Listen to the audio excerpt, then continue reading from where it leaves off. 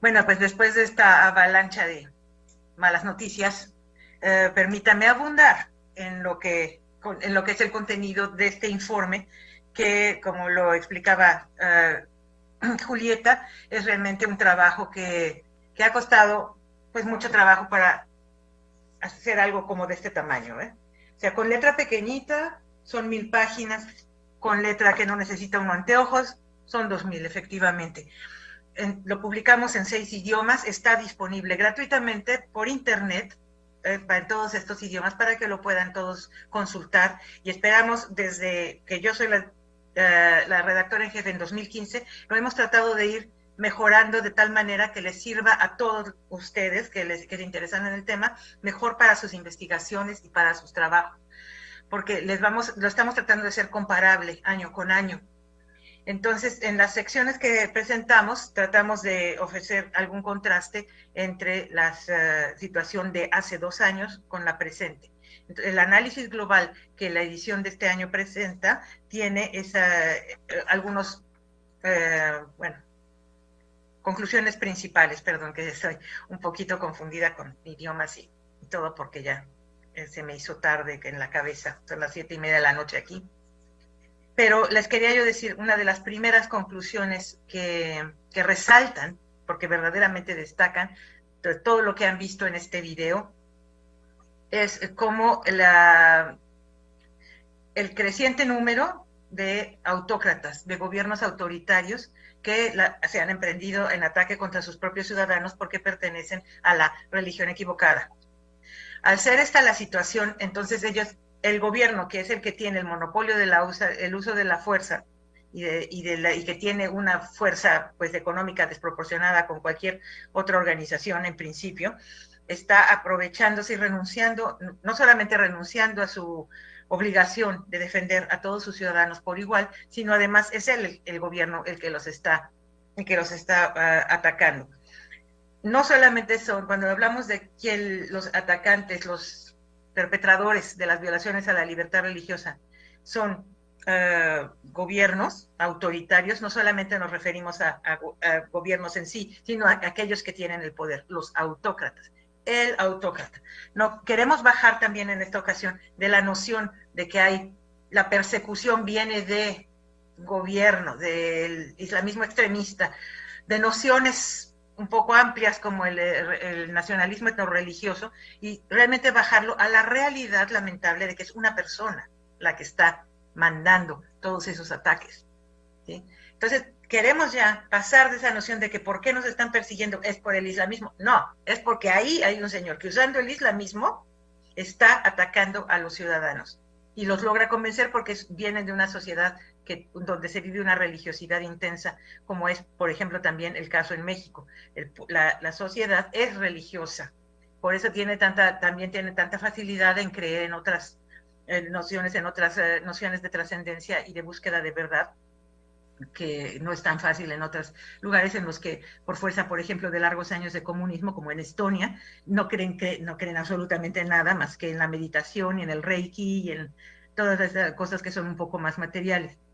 Aprovechándose de esta religiosidad, el autócrata trata de extender su dominio y su control absoluto sobre el territorio y la gente que siente que le corresponde o que le pertenece, pero a la vez se da cuenta que hay un centro de poder que le cuesta más trabajo dominar. Estos son las comunidades religiosas y sus líderes, y el autócrata, sea elegido o no, sea simplemente alguien que tiene más armas y más dinero que el gobierno, este autócrata va a estar a la vez celoso y temeroso del poder de movilización del líder religioso en cuestión. Entonces va a tratar varias técnicas para que no sea su enemigo, para tratar de incorporarlo en su red de poder. Va a tratar primero de hacerse su amigo, de hacerle regalos, de incluirlo en los programas, de invitarlo a sentarse a la mesa, de salir en la foto. Si esto no funciona, entonces va a tratar de ofrecerle, mira, yo quiero que tú seas mi religión oficial. Hay varios países en el mundo que, si no tienen en la Constitución ya una religión oficial nombrada, como por ejemplo la República Islámica de Pakistán, sin embargo, la mayoría de la población diciéndose afiliada a cierta religión, él hace que favorezca más por el número de votos que representa a esa religión. Tenemos el caso en la India con la religión hindú, en Myanmar con la religión budista y en Sri Lanka también son los budistas los que persiguen a los demás. Este tipo de dominio, de que, bueno, entonces vas a ser mi iglesia nacional, también lo encontramos en la ortodoxia, que se denomina iglesia ortodoxa X de algún país, y que en realidad son como una especie de ministerio de la religión que funciona en ese país y que ha creado adeptos usando de la religiosidad natural de la población. Si no funciona esto de hacerlo la Iglesia Nacional de China, entonces se procede a eliminar ese grupo, esa comunidad religiosa que le molesta, que compite con el poder del autócrata. Y esto lo puede lograr, y lo que constatamos en nuestro informe, es que lo puede lograr por maneras violentas y no violentas, como le señalaba también el padre Ángel, Monseñor Ángel Lorente, diciendo que hay maneras un poco más delicadas o sofisticadas, que pues son con una relativa sofisticación, simplemente porque no te ponen un balazo en la cabeza o te cortan la cabeza con un machete como hacen en Nigeria. Son más sofisticadas porque empiezan por pasar leyes, ¿verdad? Que van eliminando tu derecho, como también fue enunciado por Monseñor Ángel, todo el derecho, el artículo 18 de la Declaración Universal de Derechos Humanos, que es el mismo artículo 18 del Pacto Global de Derechos Civiles y Políticos, y que de ahí pasó ese texto a la Constitución, por ejemplo, la de México, pero también la de España o la de Bélgica, etcétera. De ahí se trasladó ese derecho humano fundamental e individual a la ley cotidiana que debe regir nuestras vidas. Sin embargo, no es así, y vemos cómo se han eliminado poco a poco trozos de este artículo 18 que habla de la libertad de pensamiento, conciencia y religión, incluye la libertad de cambiar de religión o de creencia, así como la libertad de manifestar su religión o su creencia de manera individual o colectivamente, en público o en privado, y además puede manifestarse a través de la enseñanza, la práctica, el culto y la observancia, que son los rituales, las fiestas a las que se dedican cada una de estas comunidades religiosas. Cuando una de estas dimensiones falta, ya se está violando la libertad religiosa. Y esto es lo que estamos retomando dentro de nuestro informe de todos los años anteriores también. Tratamos de verlo tal como está descrito ahí para todas las religiones del mundo. Y así es como encontramos que el punto común, el autócrata que quiere eliminar ese centro de poder que compite con él.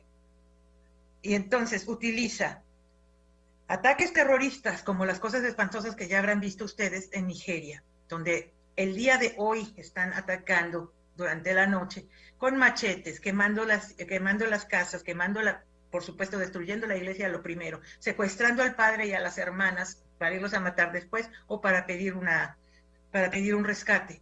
Estos ataques son auténticos ataques terroristas, llevan a miles de personas a huir despavoridas, abandonando todo lo que tenían, dejándolo atrás, yéndose a campos de refugiados, que en realidad solamente son planicies en las que se puede instalar una tiendita de campaña, y en esos lugares tratan de sobrevivir de la caridad pública porque de verdad no tienen estrictamente nada, abandonaron. De un día para otro pasaron de tener un lugar donde vivir, un campito, unos animales, a ser completamente destituidos, sin techo, sin acceso a la salud, sin acceso a la educación y completamente dependientes de la caridad o de las dádivas de las organizaciones internacionales. Este fenómeno lo estamos viendo de una manera tan cruel y tan seguida, particularmente en África, que estamos siendo testigos de lo que llamo la fabricación de minorías. Ellos no son minoría. En muchos países, eso es una nueva observación también, donde la religión mayoritaria es la que está perseguida. La religión cristiana en Nigeria son 100 millones de personas, 100 millones de adeptos, 100 millones de musulmanes, pero el gobierno musulmán lleva ya algunas décadas persiguiendo de una manera tan sistemática a la región en donde viven los cristianos, que es la del centro de Nigeria, que los va empujando a la pobreza y a la irrelevancia política. Entonces, no tienes que ser menos en número para ser una minoría. Eso es otra novedad de este informe, que descubrimos la fabricación de minorías también lanzándote hacia la irrelevancia económica y política de la vida de una sociedad, aunque seas numerosísimo. Otro caso en el que esto sucede es en Siria, por ejemplo. Los musulmanes sunis son más numerosos que los no sunis. Sin embargo, ellos son los que están discriminados y mandados para un lado. Ese tipo de situación existe y se sigue reproduciendo de una manera más bien alarmante. ¿Por qué está sucediendo esto? Estamos en un mundo en el que creímos que habíamos regresado a la normalidad después del famoso COVID. No hubo tal cosa. La crisis económica nos está haciendo la mala jugada a muchas economías. La crisis de pérdida de salud pues tiene unas consecuencias enormes, la cantidad de huérfanos, etcétera. Y esto está mucho más agravado en países en los que más de la mitad de la población vive por debajo de la línea de pobreza. Y no hay ninguna presa más fácil para un autócrata que los ciudadanos ignorantes y pobres. Por eso estamos viendo esa multiplicación de ataques y la consolidación de déspotas, de autócratas tranquilos, gracias a la ceguera y la sordera voluntaria de los países de Occidente que bien podrían marcarles el alto. No hay pocas veces, no, más bien, nunca, la verdad, habíamos visto tal cantidad de países del llamado Occidente que permanecen callados ante semejantes exacciones como las que estamos presenciando en la India, en Pakistán, en Myanmar, la destrucción en China de todas las minorías religiosas, bueno, de todos los religiosos, porque están en contra de todas las religiones, y en muchos otros países en los que verdaderamente se va imponiendo un régimen pues de terror. No hay ni siquiera una palabra. ¿Y por qué? Cuando han visto ustedes el mapa que venía en el video, lo quieren comparar ustedes con el mapa donde se encuentran los yacimientos de recursos energéticos sostenibles y fósiles, los dos, casi es el mismo mapa, donde están los países rojos y los anaranjados, es casi el mismo mapa de donde están esos recursos. Entonces, ¿por qué no hablan los que pueden en contra de los tiranos? Pues porque necesitan todos esos recursos para la continuidad de su economía y muchas otras razones. Yo, como me ocupo de las relaciones con los gobiernos, tengo que viajar muy seguido a capitales para tratar de convencerlos, ¿no? Acompañado de estos testigos que somos honrados de poder hacer algo por ellos, de tratar de hacer algo por ellos, gente que viene de Nigeria, de Líbano, de diferentes países, para que escuchen de primera mano lo que está sucediendo. Y ellos, claro, de buena conciencia, pueden tratar de quererse algo, pero nos dicen: Marcela, fíjate en lo que son las prioridades políticas y económicas de mi gobierno, no puedo hacer eso.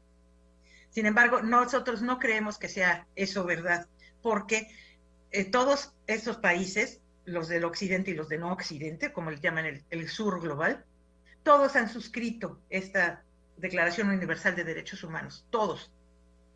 Por ejemplo, el día de hoy, en Nigeria tenemos la noticia, buena noticia, de que el grupo, un estado que se llama el estado de Imo, introdujo una demanda contra el gobernador, o sea, una asociación bastante grande de ciudadanos que puede considerarse representativa, contra el gobernador actual del gobierno, del estado, porque se negó a aceptar su responsabilidad de proteger a todos los ciudadanos por igual. Ellos son cristianos y han estado constantemente atacados por hordas musulmanas que llegan a quedarse con su tierra.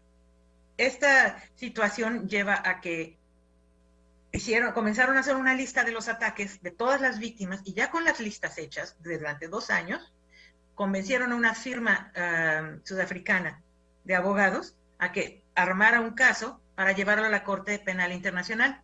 Y es ahí en donde están. Esa es la noticia de hoy. Cuando se unen los ciudadanos para hacer este tipo de cosas, pueden presentar una lista de culpables de haberlos perseguido, saltándose a su propio gobierno perseguidor. Entonces, no está desesperada la cosa, está mala, pero hay algunos rayitos de esperanza que nos animan a continuar. También, de las maneras que se fabrican las minorías religiosas, también se incluyen elementos que resaltamos en el resumen ejecutivo que señalaba Julieta, que son, por ejemplo, la proliferación de las leyes anticonversión. Se llaman leyes de libertad religiosa en la India, por ejemplo, es donde están aprobando el mayor número de estas leyes. Y estas que hacen que indican que está protegida la libertad religiosa de los hindúes, de los que tienen la religión hindú. Ellos son libres de ser hindúes, lo que para ellos significa ser libres de que alguien los moleste con alguna otra historia religiosa.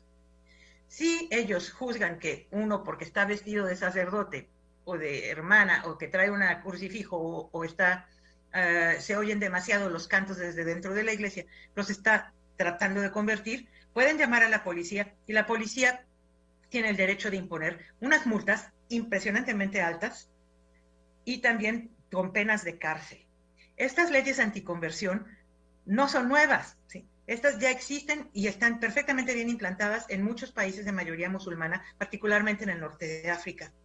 Eso también lo pueden ver en nuestro informe.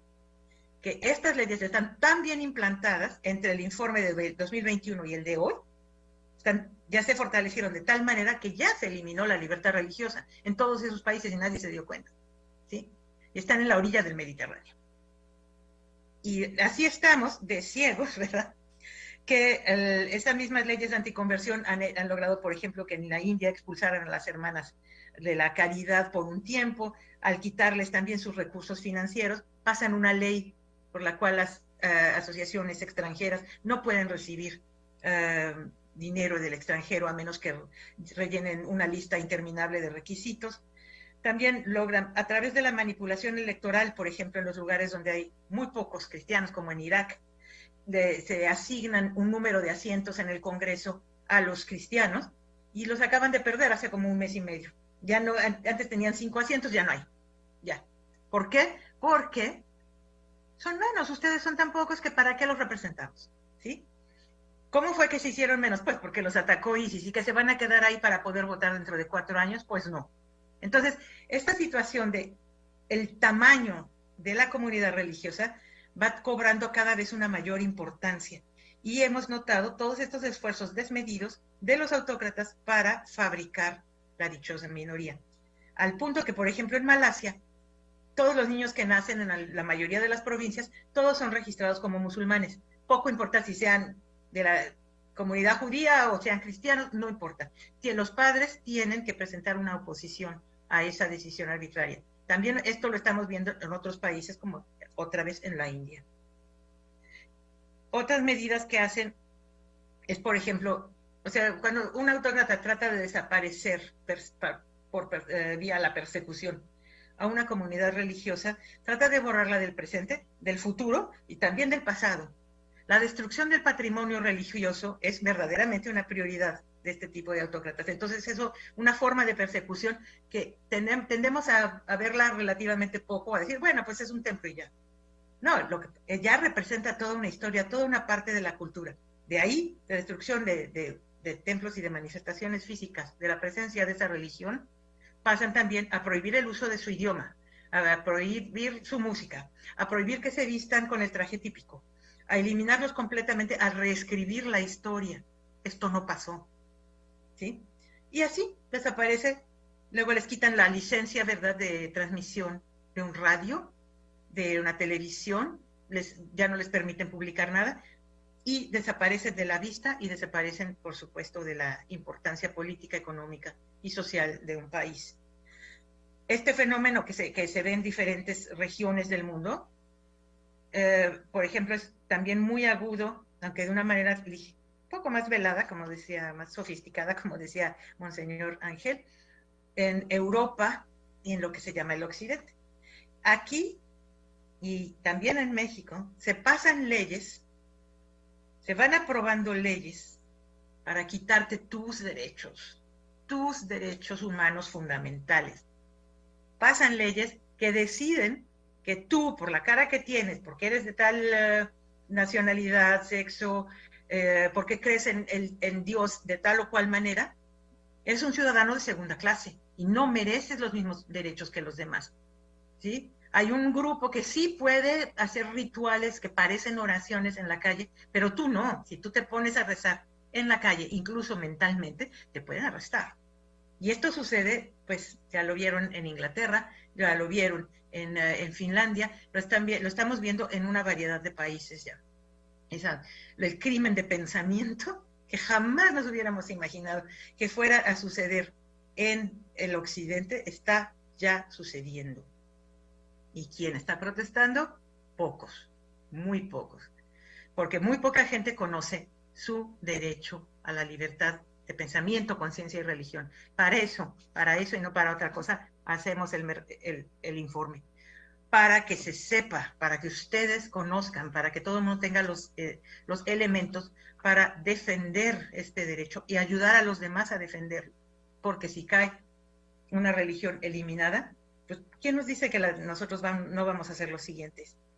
Es muy, muy importante sabernos defender, saber denunciar, saber hacer listas de incidentes que se pueden llevar a tribunales. Nuestra fe no es un sentimiento ni una opinión, como nos lo quiere hacer creer Facebook. Facebook te pone que ofendiste a los sentimientos de alguien y te cancela tu cuenta. La religión no es un sentimiento, es un derecho. Y como tal lo tenemos que defender, tenemos toda la capacidad para defenderlo. Eso es lo que nosotros quisiéramos motivar con este informe, informar para la acción y para ayudarnos unos a otros. Muchas gracias. Háganme sus preguntas y responderé con mucho gusto.